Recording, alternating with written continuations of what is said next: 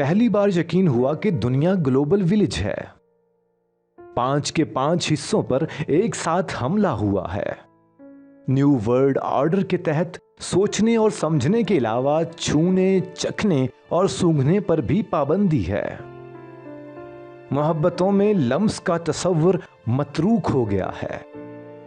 नहीं नहीं, कोई बड़ी बात नहीं है। सिर्फ सांस लेना सबके लिए मुश्किल है। हां, चल तो सकते हैं, लेकिन हमारे हिस्से में आने वाली जमीन अब वाकई 2 गज है।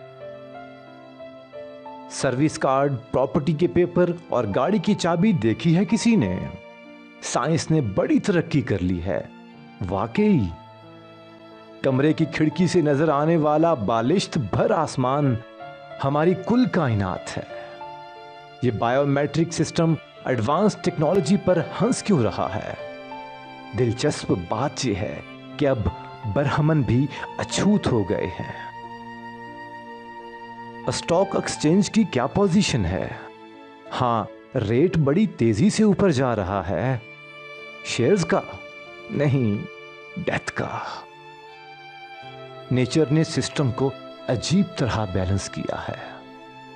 सारी कारामद चीजों से हमें खतरा है। अब अपने हाथों को ही देख लो।